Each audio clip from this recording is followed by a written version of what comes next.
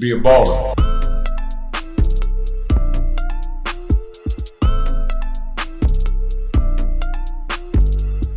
Welcome to Be a Baller, where we discuss how to build a lifelong legacy. I'm your host, Coach Tim Brown. Today we'll be talking about building a legacy in community service with our state representative. I won't call him former, he's still our state representative, Ray Miller Jr. Before we get started, let's hear a word from our sponsor. Are you fed up with paying high shipping costs? Are you struggling to find a trucking company that can get your freight where it needs to go, safely and on time? If so, contact my friends at T&E Logistics. The team at T&E has over 20 years experience in the logistics industry and are experts at final mile delivery and freight brokering. If they can't fulfill your shipment with their fleet of over 20 trucks, they will find a carrier that will. Contact T&E today, get a free quote, and put your frustrations with shipping behind you. Their number is 614-706-2664 or visit them online at tndlogistics.com. Today on the show, Ray is going to share his experience of building bridges and providing opportunities for leadership in the community for decades. He is known as the father of the Head Start program throughout the state of Ohio. Brother Ray, welcome to Be a Baller podcast. It's a real pleasure to be here. Thanks for the invitation. I've been looking forward to this conversation for a while. We've known each other from Second Baptist Church. That's exactly right. Just watching the great things you've done in the community. But I know you were born in Hampton, Virginia, and family moved to Columbus when Can you talk about leaving the South, coming up north, and that experience? As much as I possibly can. I was born in Hampton. Okay. April 6, 1949. Wow. Yeah, so I think I'm up there. 73, somewhere through there. And my father was in the military, so we were being stationed from one base to the next. And so in Virginia, we were living in Newport News and Hampton. And then my father was stationed at Langley Field Air Force Base, right? Yes. So we went from Langley Field to Shepherd in Texas. And then from there, we went into San Antonio, Texas, out to the Air Force Base. And then he got stationed here in Columbus, Ohio, when I was 12 years old, something like that. Oh, wow. So I kind of grew up on where Green Lawn Avenue is. Yes. So I grew up over there to Green Lawn, and then we moved on the east side. My mother got remarried, separation, divorce, and all of that. So she got remarried and raised the family on the east side of Columbus. So I was raised 169 North 18th Street, right behind the church, right behind our church. Baptist Church, yeah. So here's Second Baptist Church, and there's the alley, and then there's my house, 169 North 18th Street, where I really grew up. Right. Yeah. I know you're proud. East High School graduate. Very proud. Very proud. There's only one high school. Can you talk about some of those memories growing, at East back in the day? Oh, man. There was so much excellence. We had outstanding coaches, Lee Williams, Jim Roseborough. We had outstanding coaches. We had outstanding academicians, right? Really excellent in English and in mathematics and all of that, and music in particular.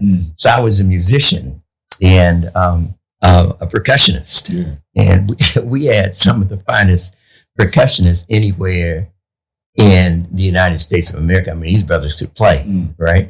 It's all about, really knowing your music, really knowing your rudiments and all of that. I can fly through paradiddles and ratamacues and all that kind of stuff right now on the table, right? But a young man told me not to hit the table. But we really did. We had so much excellence there in every area. We won the In the No competition. We won the state championship basketball team one of those years. We lost to Linden. Right. It's hard for me to say that. But, my senior year, we lost to Linden. But it was so much, outstanding athleticism running all around the school. And such an outstanding faculty as well. And they had high expectations. It's all about pushing hard. Yeah. And so we had Ted Turner as the president, as the director of our band. And then after him, we had a young man who came in from Florida A&M. I mean, just talent all over the place. Yeah. You're talking about that percussion and the drums. When did you start that? When did you get started? My stepfather was a percussionist. Played the trumpet with his right hand. Played the drums with his left hand. Wow. And throughout whole sets and so forth. Right. He was very good. And then his full-time job was at DCSC. So he was a truck driver at DCSC and provided a good kind of a financial base for us, within the community. Well, you were sharing earlier how you had offers to turn professional. Oh, yeah. Yeah, from all kinds of groups, man. It's like, we want you to go with us. Gladys Knight, we want you to go with us tonight. She comes in town. She had already fired her drummer. Right. She calls and she says, I understand you're the best drummer in the town and the state and yada, yada. And, we want you to go with us if, you can handle that. And, you know how that goes. Can I handle that? So I laid back a little bit and acted like that happened every day. Right. And called my wife, Marty. At that time, we were both at Ohio State University as students. And I said, I got to go get my drum set. Right. She's playing down at Ohio Theater.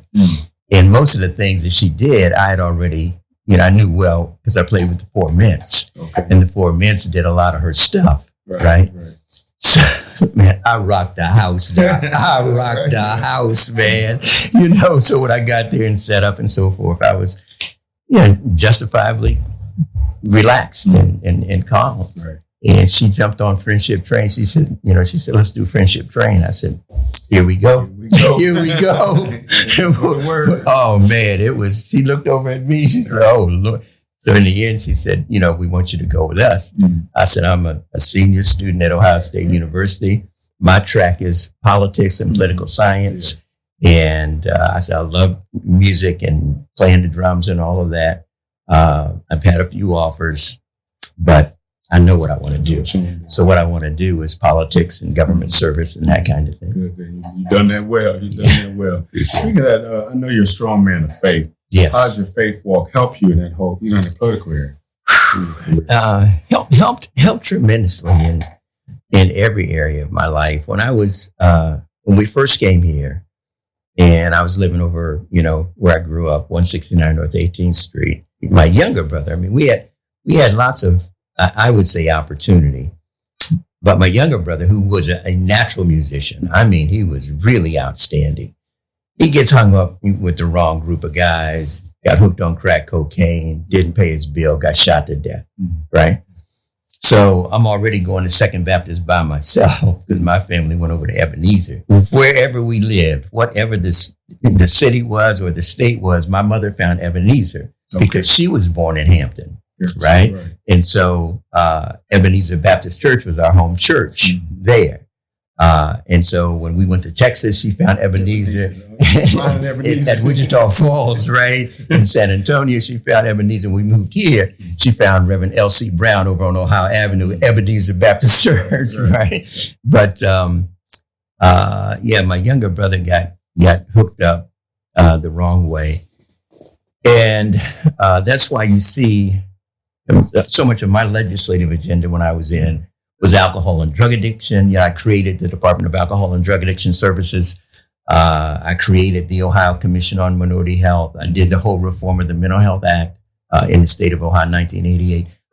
I did all of that major stuff because I know it, right? And you know what we grew up on. We grew up on, if you know something, do something, Doc. Yeah. And so that was easy for me, is to put together an agenda on legislative initiatives. And it's good to see the current governor right now doing the same kind of thing in the same area. Unfortunately, it's 2 decades later to see some of the things taking place. But, he's a clear, strong advocate. Yeah, definitely. So going up to Second Baptist, how was that experience? I was going to touch on that because my mother and my sisters, as I said, went to Ebenezer. Right. I'm sitting over there at Second, just like I am today, by myself, right? Even my wife goes to a different church. And she loves, Second Baptist, but, she had been attending a different church. Right. And So growing up and going to second by myself was really educational. The challenge came with my brother's passing, right? And situations and times like that, you have questions. When you're a young guy, I'm a young person, and I'm a person of faith, and I'm going to church, and I'm questioning God, which is never a good thing, but that's where I was. Pastor was Reverend Jenkins, Charles F. Jenkins, and I said, I need to talk to you. I'm respectful of my elders, but I was also, raised on the east side of Columbus. So I'm like, Pastor, I need to talk to you. And so he didn't really understand the seriousness of it. I didn't think, when I talked to him, he was late to talk to me. And I think he basically was saying, this kid is too young to be sitting down with the pastor by himself talking about these issues. In some instances, no doubt he's right about that, but I was a pretty mature guy from music, from exposure all over the country, from living in all of these different cities and states and so forth. My dad was a monster, man. That boy was, my dad was bright, man. Ines Ray Miller Sr. I'm Ines Ray Miller Jr. My son is Ines Ray Miller III, right? So my dad would bring the officers into our living room, and each of his children, each of us had an area of expertise. So my older sister played the baritone sax, the big one, right? So she played the baritone sax. Next sister was like majorette and all that kind of stuff. I was the reader. So this is during the civil rights movement. This is during, Dr. King and all of that, right? So my father would say, call us in. The officers are sitting in our living room, all white. So my dad would say, read that, boy. My dad's 6'4". My dad's 6'4", baritone. His brother's 6'6". His other brother's 7 feet even, right? They walking around there at the house, like giants. And so my dad would say, read that, boy, right? So I'm reading about Little Rock Nine. I'm reading about all of the greats, in the civil rights arena. And I had to do it on the ironing board. The ironing board was my podium. Right. So I would reduce the ironing board all the way down and stand there. And he's looking at me like, you better get it right. Officers are sitting there like, we don't really know why we're here. But I just said we better be here. So here it is, showtime, right? But that was kind of what I was raised on, that kind of excellence. I mean, he was pushing excellence at all. Baseball, man, I was the worst baseball player ever on the planet. Man, I couldn't play baseball worth a nickel. But he was in a family with some of the best baseball players, And so that discipline, that striving for excellence, those kinds of things I got at home. Good. You began in politics with the Jimmy Carter administration. And then in 1988, you succeeded Les Brown, state representative. Talk about the political climate in Columbus during that time. I will. Put a pin in that. I got engaged in politics well before Carter. That came down the road. I put together my plan. Here's what I want to do. I want to be a state representative. Then I want to be a senator. Then I want to be a congressman and so forth. Right. So I did all of my study. I majored in political science at Ohio State. Graduate school, I majored in public administration. So I'm preparing myself academically. And then from there, I said, okay, I want to be a ward leader. I want to get the grassroots stuff. Got a guy named Al Hawkins. Al Hawkins was masterful at that grassroots level. So I watched him campaign with and against him both. And so when my opportunity came to run, I ran for 56 ward committeeman, won overwhelmingly. And then I ran for ward committeeman in a different ward, 26, I believe it was, won that. And then the opportunity comes up to run for state rep, and I'm all prepared. Les Brown, who didn't really know very much about the basics of politics, but Les was a natural kind of a leader, right? And knew the issues, sharp mind beyond. I mean, Les like really sharp mind, right? And Les comes to me and he said, after he had served for almost 2 years, I think Les had finished one term, like a 2-year term. And then he said, man, this is not me. His office was right next to my office. I was a staff guy to one of the greatest legislators we ever had, C.J. McClellan Jr. out of Dayton. Yeah. And so I'm counseling Les, throughout the whole legislative process. He's used to getting up early. He's next door to me over there eating hot sauce and peppers out of his hand and talking about, saving the people, right? I said, man, you need a legislative agenda, right? You got to have an agenda and you got to think about results because you got to face the voters, in 2 or 3 years. So anyhow, that's how I approached it. I approached it in terms of a good plan and steps, right? So then I said, I want to work for a union. I ended up working as assistant director of legislation for AFSCME, right? American Federation of State, County, Municipal Employees, largest public employees union in the country, still is. And Don Day was over there. And so Don said, no problem, I got you. So I go over to AFSCME, located on Broad Street, and became the assistant director of legislation there. I can't remember all of the other positions in between. But then I was offered a position on the White House staff for President Carter. And because I had done so much statewide work and organizing stuff statewide and national. Louis Martin, who's another one of the greatest African-American leaders, so many people we just don't know about, but Louis was a pro.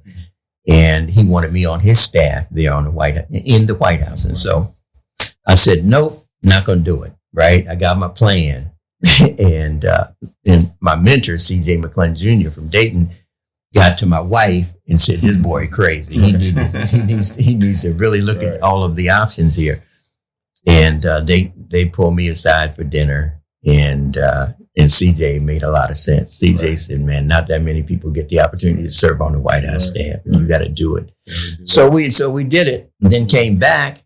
And when we came back from D.C., wasn't long before that's when I took Les Brown's position. Yeah. Hey there, Clark Kellogg here. Building a legacy usually involves meeting the unique needs of others and being part of something bigger than yourself. That's why I love First Merchants Bank. First Merchants believes that helping communities prosper means more than just providing banking services. It means offering accessible financial education, expanded access to home ownership, and partnerships with local nonprofits to help raise up neighborhoods and lift families out of financial hardship. For resources and tools available to you, visit www.firstmerchants.com. Member FDIC, Equal Housing Lender. Your impact in the House and State Senate was stellar. Thank you. Excellent. Being a 4-term representative and being named as president of the Legislative Black Caucus. Yep. As you think about the word legacy, yes, what does that mean to you, and how have you built such a strong legacy? One of the critical things that our leaders need to do is they need to go there. You know what I mean? They need to. I used to get in my car and look for meetings. If I saw a bunch of cars, I would park my car and walk in and say, "What's going on? What's the meeting?" I was invited to tons of meetings, but I just thought that our people needed to hear from their state representative, from their state senator. Because if I walked in the door, they would say, "Ray, is there anything you want to share?" Naturally, it's the respectful thing to do. And I would go in and give them a quick briefing on legislative issues and what I was doing and that kind of thing, right? Not enough of that takes place today. We have too many legislators who don't know what it means to be a legislator. That's really the bottom line. They fundamentally do not know that the people are looking to them for real direction, not just rhetoric. The people are looking to them, and not just to complain about somebody else. folks want results. Right. They would. It's like, okay, well, that's good to know that so and so may not be cooperating with this person, but the bottom line is, so what are we gonna do about it, right? I remember speaking over. This is a real aside, but I was speaking over Marion Franklin, and I thought I had done a pretty decent job with the speech. Come out, young lady and a young man walking down the hallway, and I said, "What y'all think of the speech?" And young lady says, and they're holding hands, stuff that I wasn't used to seeing at these times. I mean, they all hooked up and all that. And so the young lady says, "Is there anybody alive?" And I'm like, what is she talking about? Is there anybody alive? And so I asked, what do you mean? And she said, "Is there anybody alive?" She said, "Everybody that you talked about is dead." Wow. Right? And that's a pretty powerful piece because she's right about that. I'm going through the whole civil rights movement. I'm naming all of the leaders and, I know their whole history and everything that they've done. And she wants to hear about somebody her own age or close or somebody who can speak her language and somebody is hitting the issues that they're concerned about. Right. And so we learned a lot from that. And I think that's critically important too. Is leaders have to stop and listen, right? Not unless you're on the clock in some sort of way. But you got to stop and you got to listen and you got to come up with some solutions and you got to get some results. And people they don't want to hear why you didn't get the results. It's like, wait a minute, you said you could do it when you ran, when you jumped out there. And so I think all of the training that I had at the state and local level, national level, was really helpful. It was helpful to me in being able to, address the issues, and certainly was, helpful to my constituents because I delivered. I delivered. Well, that's powerful what you said. I share with saying I heard. It says that real change happens when the people who need it lead it. Yes, indeed. Yes, think about the whole 60s. It was John Lewis, some 1890 students sitting on a lunch counter, because real change happens when the people, that's what that young lady was saying. Yep. Real change, when, we love you, but our job, I think, that we get to a certain age to come alongside them. Yes. And pour into them and help them. But they have to lead it. Yes. Because they need to change. Yes. And they're ready too. That's what the young lady was saying. Hey, I'm ready, Yes. I'm ready. That's right. You were known as the father of the Head Start Fund in Ohio because you sponsored that established the nation's first statewide level funding for the Head Start program. Why was this area so important to you? We always celebrated the success of the Head Start program at the national level, right? And we had all the data, we had all the reports, and so if we are constantly being told that this is one of the most successful programs in the country, then why don't we fund it because it became a real funding issue. So why don't we fund it at the state level? And the State Department of Education always kind of separated themselves. Now, I think they probably still do. But I know when I was a staffer and a member of the legislature, they were kind of separated. They would separate themselves out. I said, no, that ain't going to be. I want to make sure that in our central cities where the need is greater and all of that, that we have the resources to expand. We had Lolita Clark here. And I can't think of the other sister's name, just doing a tremendous job with Head Start. And I told them, I said, we will get the money, right? So I put $25 million in initially, and then Voinovich, So Voinovich came in and called me, and he said, I know you're really, invested in this. He said, I don't know as much about it as you do, but you always make sense every time I hear you talk about it.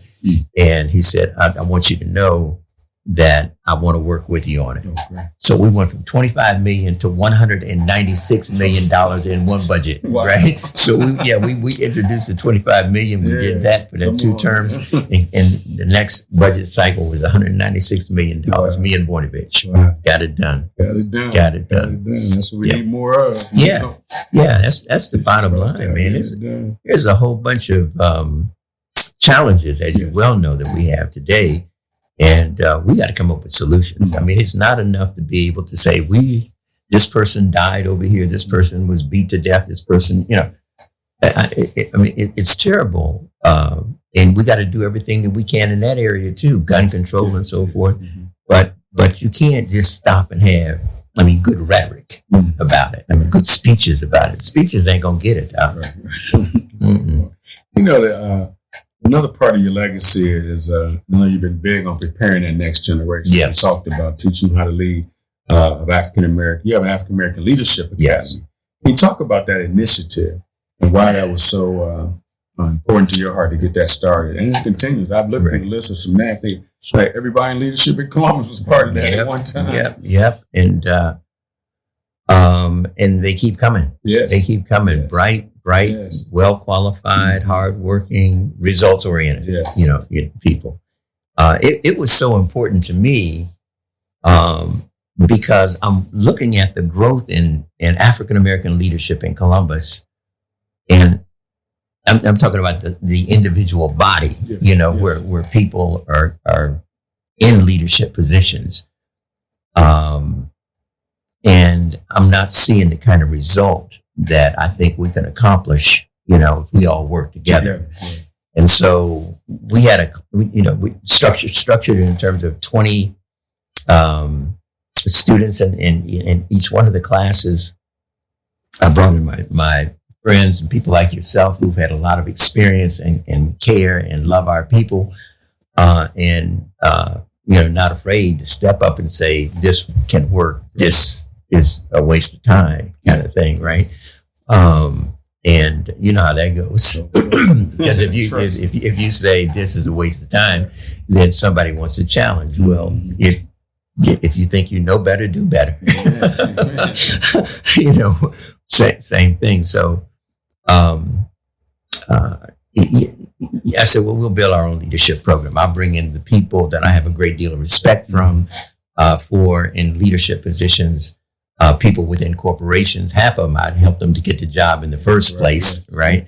And they were being worked to death at Cardinal Health and places like that. I walk in, poor brother's down on the computer just going to town, right? I said, man, it looks like you're working to death. Are you getting anything done? Yeah. And that's really the bottom line on it. But the Leadership Academy is really, I'm very proud of that. I'm very proud of having created that. And we bring in people at the highest level. I tell them to take off your hat and, let's not waste a lot of time with your credentialing and all of that. You're here. We know who you are. We want to talk about how do you transfer that knowledge to these young people here and have them to understand that they have a responsibility to get things done. Right? Yeah. I hear you talking a lot about results. Yes. And getting things done. So I can tell you were no nonsense. Well, you take a brother like John Waddy. Mm-hmm. And so, my office was located at 750 East Lawn. John Waddy's been around that corner for a long time right there at Hamilton. Mm-hmm. And you're talking about a brilliant attorney. John's a brilliant attorney. Whenever I have a legal question about anything, I'm picking up the phone to call John Waddy. John would come over to the class and speak and say, this is an incredible opportunity for you young people, right? And he said, anything I can do, I'm going to do that. John would buy all the newspapers that we needed. He would make investments in things that we said made some sense. He'd provide opportunities, open up the door, make phone calls, all those kind of things. Waddy we have so many outstanding people. Yeah. That's the thing. So when you step back and you say, okay, we brought you this far and we got this many people in leadership positions who have their heads screwed on right and they know why they're there and they're not wasting their time with, some people waste their time with what they look like, sound like, talk like, dress like, walk like, they're wasting too much time with that kind of thing. I used to call the Republican legislators. And so I want 4 or 5 people. And I know that you're a bright guy. I don't care that you're Republican. You shouldn't really be that concerned about me being a Democrat. This is just, look at how we get this thing done. Mm-hmm.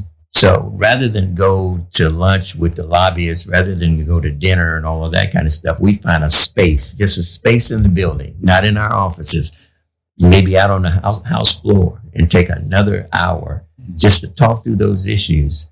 And okay, so Pat, you go over here, right? And you talk to this person. I got Voinovich covered, so I'm gonna go to the governor and take care of him in terms of his support and the kind of information he needs to make the case before his caucus, right. The caucus of Republican senators and so forth. Yeah, I served in both. You mentioned the House, but I did 16 years in the House and 8 years in the Senate. And I was a minority leader over in the House for a while. And then over in the Senate, the Republicans took control of the minority, and took control of the majority. And I told them, I said, listen, y'all need to understand. I said on the Senate floor, I said, I've never been in a minority a day in my life. Okay.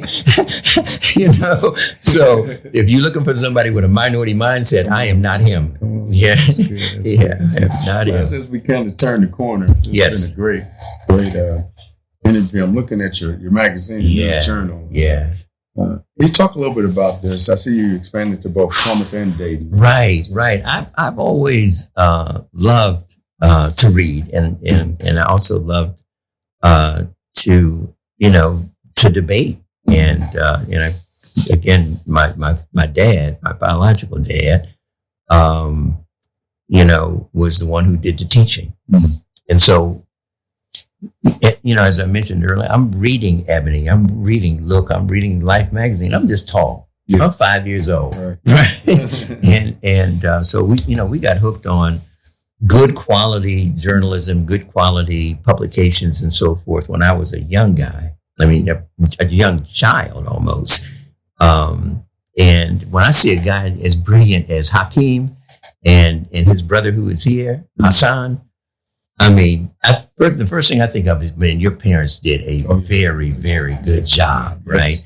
Because these are two absolutely brilliant brothers, man. And I don't know the whole family. I just watched Hakeem and then his brother here, the full professor of political science at Ohio State University. Man, they're a joy to be around because they're clear. They're extremely well-educated, sharp, great speakers, and so forth. And so anyhow, that's just an example. The cover is critically important. I get people all the time, hey, man, how can I get on the cover? I said, well, do something. If you do something, maybe you'll get on the cover. But the publisher's page is important to me because I'm always challenging people. So I'll do something on the publisher's page. We got excellent writers, good contributing writers, and they do a great job. So tell the audience where they can pick up a copy.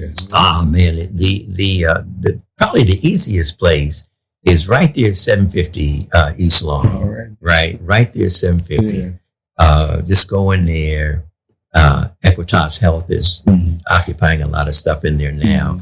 All the black churches, all of the churches. And I went and drove around and counted the churches one day on the east side, man. There was like 152 black churches, man. Wow. We got churches around corners from across the street from another church, in just one zip code. One zip code. So in all of our churches, I have it there. I'm having all the Kroger stores, and a lot of the smaller carryouts as well. We have it, and it's free. See, I'm looking for getting the information out first and foremost. You got to have advertising in a publication like what we're doing. You got to have advertising, or you don't get there. I mean, these are some very bright brothers. National Skills Trade Network. And a full page ad on the back page of this. I just want you to know it ain't cheap. But it's one more thing that we can support to inform and educate, empower our community, and provide some opportunities for people. Right. And then the last thing, I mean, really, you know how many people we have in key positions. Oh, yeah. But not everybody's willing to pick up the phone and call, to help somebody else. you called and said, Ray, can you come out and talk about what you've done and how you did it? Did I hesitate? No, you don't hesitate, because it's about continuing to lift the community, lift your people, lift, these young guys out here. I speak in all the prisons, because I ain't afraid of nobody. I grew up with the same guys who are in prison, right? And so you got to go in and challenge guys and then, give them something, don't just challenge them and walk away. But challenge them and say, hey, now when you need something, you call me. When you get out of here, you call me. My phone burns up. No, is you that kind of guy? I was sharing with the audience. We're having, Bill Gates and Warren Buffett and all those guys say the philanthropy, giving away all their money. Yes. So this podcast is about giving away as a wisdom pledge, giving away all our wisdom. Because we can't take that with us. Just we got to give her all this wisdom. Everything that you and I are talking about. That's why this is free on the air. Your magazine, just all the wisdom. And when we became, God's blessed us. Yes, we've accumulated a lot of wisdom. We've been we've been in spaces with some bright people. And we glean from all of that. And we got to share that with the next generation. Just encourage them to come alongside. Just like that one lady said, I need somebody alive. That's right. That's right. Talking about a bunch of dead people. That's powerful. You done messed me up now. Next time I go and talk about history, I got to hear somebody that's alive. That's right. But this brings us to the end of this episode. Thanks to our special guest, State Senator Ray Miller, for sharing his wisdom for many decades of service to the community. Thank you for joining us during this engaging and informative discussion on building a legacy of service. Thank you. Hope this episode was beneficial to you. As always, thanks for listening to Be a Baller podcast. All right. Thanks so much. Appreciate it. If you enjoy our show, please share this podcast with your family and friends. Be a Baller podcast is available on all major podcast stations. Be sure to come back next week as we continue to discuss on how to build a lifelong legacy. Until then, don't forget to be a baller. This podcast was created by Coach Tim Brown. It was edited by Teron Howell and produced and recorded by the video production class of Worthington Christian High School.